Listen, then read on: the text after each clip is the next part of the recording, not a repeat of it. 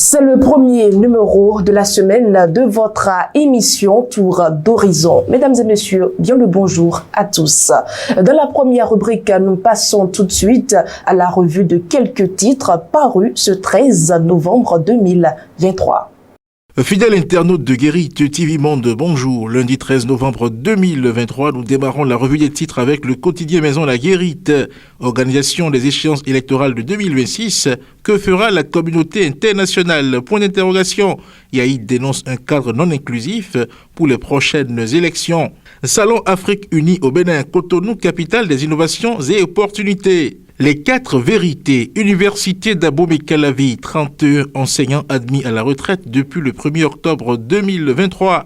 Assise de Cotonou sur le renforcement de la sécurité de l'aviation civile, le Bénin élu à la vice-présidence du RASG-AFI. Bénin toujours, un enseignant déposé en prison pour viol d'une élève mineure. Le coopérant, sécurité et décentralisation. Le gouvernement lance le recrutement de 1100 élèves agents de la police républicaine au profit de 7 communes du Bénin. Fait divers dans l'Ouémé, une dame tuée lors de la traque de contrebandiers à Semenkoji. Daibi Info, Ghana, drame au championnat albanais. Le footballeur ghanéen Raphaël Damena décède en plein match. L'autre quotidien, gestion des déchets solides ménagers dans le Grand Nokoué. Les privés reviennent dans l'activité à compter du 1er janvier. La boussole, après le désistement de Eudoxie Dakwe. Apolline Bella Dossou, nouvelle SE de Tukuntuna. Serge Melonou Koudjo pour Abomey. Le Béninois libéré, affaire de la dame victime d'une balle perdue à Ekpe. De nouvelles précisions sur l'incident. Nord-Sud quotidien, récolte de coton 2023-2024, prévision morose. Le Soleil Bénin Info, décès d'une dame suite à un coup de feu à Ekpe, la vérité des faits. Une enquête est en cours pour situer toutes les responsabilités dans ce drame. Le matinal, drame à Semenkoji, une femme tuée par balle, la douane s'explique, une enquête ouverte. L'affiche du jour, patronat de la presse et de l'audiovisuel, le CNP à Bénin, un AG ordinaire, le 23 novembre prochain. Le potentiel à présent, gestion du patrimoine foncier d'une mairie du Zou, 32 hectares de terre du projet PAGEFCOM bradé à Guanizon. Des autorités communales dans le faux coup, le procureur saisi par les collectivités ayant fait don du domaine. Plan de travail annuel à l'Agence nationale d'identification des personnes, l'ANIP, son budget bancal renvoyé pour toilettage. Retour maintenant au quotidien Maison. Changement à la tête de la JCI Oasis Adjara, Deo Gracias Tossa, élu président. Et en actualité politique pour finir, suscitation de candidature pour la présidentielle de 2026, Sonia Alowakenou mobilise le mono pour Olivier Bokor. Le mouvement SM2S adhère au MOB 26. Fidèle internaute de Guérite TV Monde, ce sera tout pour la revue des titres de ce lundi 13 novembre 2023. À demain. Nous retrouvons à l'instant l'invité du jour.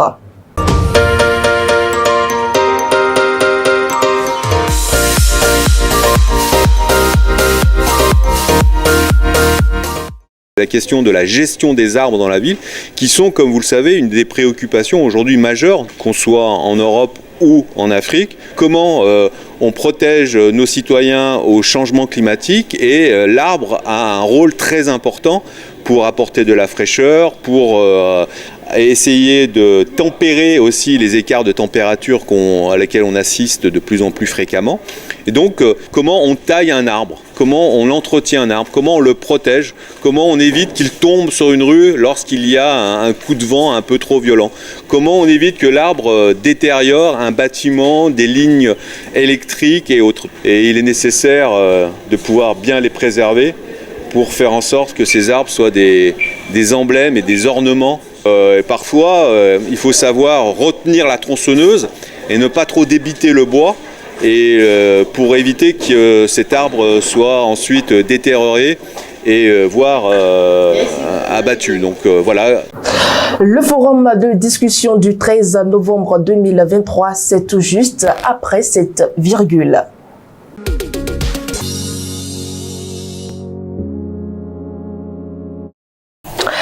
Mesdames et messieurs, comme annoncé, nous voici dans le forum de discussion avec Charles Alban Daoui. Charles Alban Daoui, bonjour. Bonjour Latifat Kaweno. Tukuntuna, une autre femme est tirée au sort pour occuper ce poste. Un choix fait par hasard ou motivé par la volonté de maintenir une femme à ce poste. Bon, en fait, le fait de choisir, le principe est basé sur le tirage au sort. Là, il y a hasard. Mais le fait que ce soit une femme qu'on ait tirée encore pour une deuxième fois consécutive n'est pas le fait du hasard. Cela relève de la volonté de maintenir une femme à ce poste. Et pour comprendre un peu le système, il faut retourner, comment dirais-je, à la cérémonie de tirage des secrétaires exécutifs dans la 77 commune du Bénin.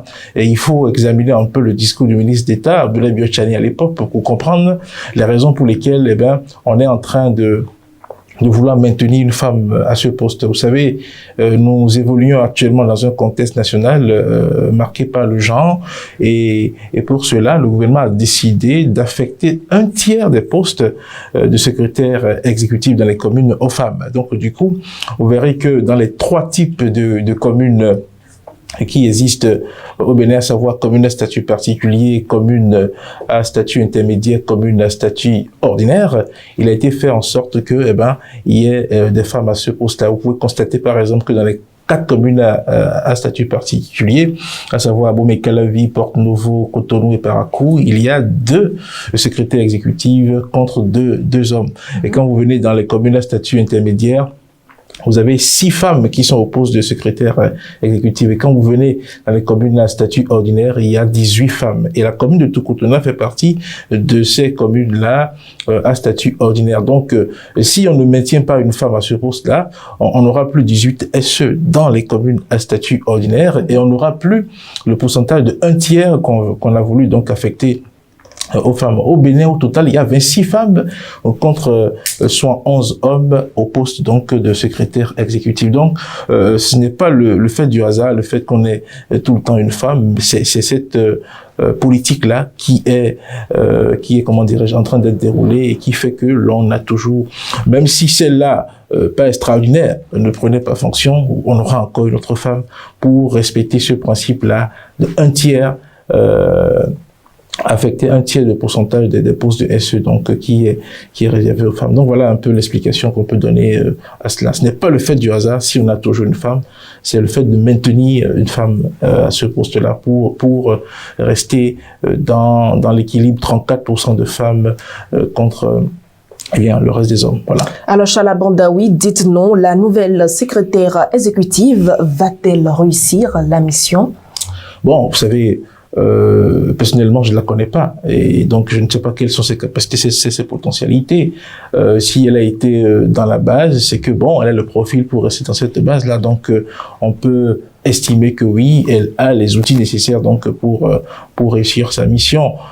Quand on examine un peu le comportement de celle qui a été tirée avant elle, qui a renoncé à ce poste-là, on peut dire que oui, les raisons qui ont été évoquées par celles qui ont démissionné peut-être ont influencé un peu. Nous ne savons pas si cette fois-ci la nouvelle secrétaire exécutive va se laisser influencer par cela. Mais je pense que en tant que femme, et vu ce qui s'est passé dernièrement, il serait important que elle décide de relever le défi, donc au nom de la gente féminine, d'aller quand même à ce poste-là, de montrer que oui, la femme n'est pas incapable et qu'une femme peut bel et bien rester dans l'environnement décrit par l'autre, et tout dépend également de sa capacité à s'intégrer au milieu, sa capacité à vivre avec les gens. Il y a tous ces facteurs-là, parce que vous savez, il n'y a pas que le savoir-faire qui compte, il y a le savoir-être et le savoir-vivre. Peut-être que c'est des paramètres que l'autre n'avait pas, et on ne sait pas quel genre de personne elle est. Peut-être que si elle joue sur ces leviers-là, elle pourra s'intégrer à ce milieu-là et réussir donc sa mission. Merci à vous, Chala Bandaoui. C'est moi qui vous remercie. Mesdames et messieurs, c'est la fin du forum de discussion et tout en refermant cette rubrique, nous ouvrons celle des informations sportives.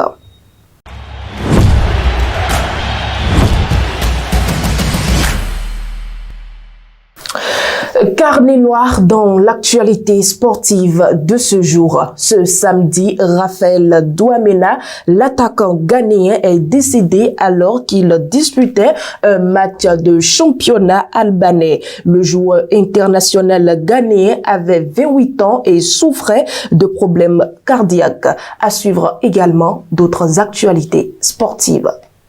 L'attaquant ghanéen Raphaël Douamena est mort sur le terrain à la 24e minute de jeu après un malaise lors du match qui opposait le KS Egnatia Rogozini à FK Partizani. Le joueur de 28 ans n'a pas pu être réanimé. Arrivé en Europe en 2014, il a joué avec la réserve de Salzbourg en 2014 avant de rejoindre l'Autriche, puis le FC Zurich en janvier 2017.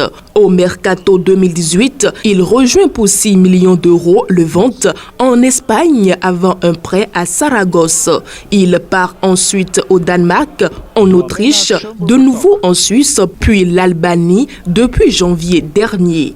Avec le Ghana, Raphaël Douamena avait été appelé à 8 reprises en 2017 et 2018.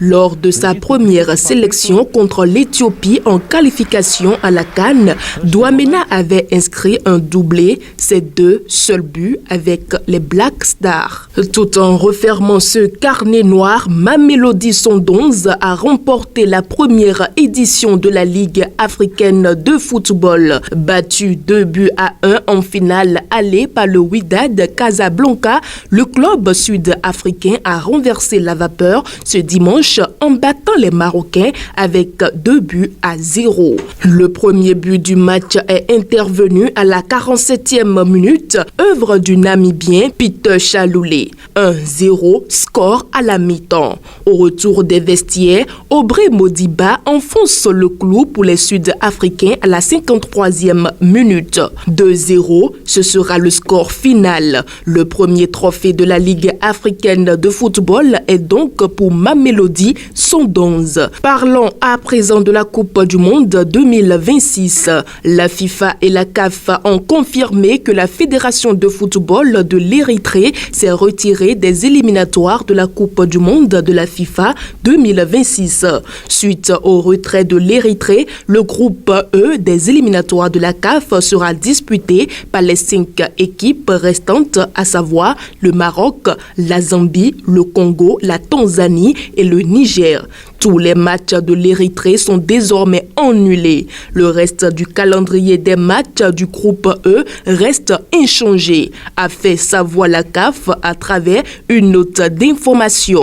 Pour finir, à l'instar du Maroc et du Mali, le Sénégal a également bien entamé le mondial des moins de 17 ans, mondial U17, qui a commencé depuis le vendredi en Indonésie. Opposé à l'Argentine ce samedi dans le groupe D, les Lionceaux l'ont emporté avec un score de 2-1 grâce à un doublé d'Amara Diouf.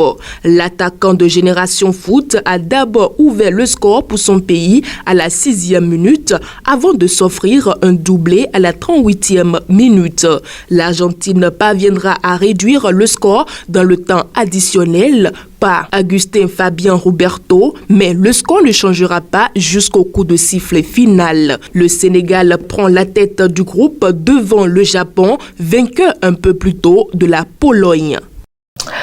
Mesdames et messieurs, c'est la fin de ce numéro de votre émission Tour d'Horizon. Mais sachez que votre paix intérieure est plus importante que de chercher toujours à comprendre pourquoi certaines choses se sont passées de telle manière ou de telle façon. Le plus important, c'est d'être en paix avec vous-même et apprenez à laisser le passé s'en aller. Merci de nous avoir suivis et à demain.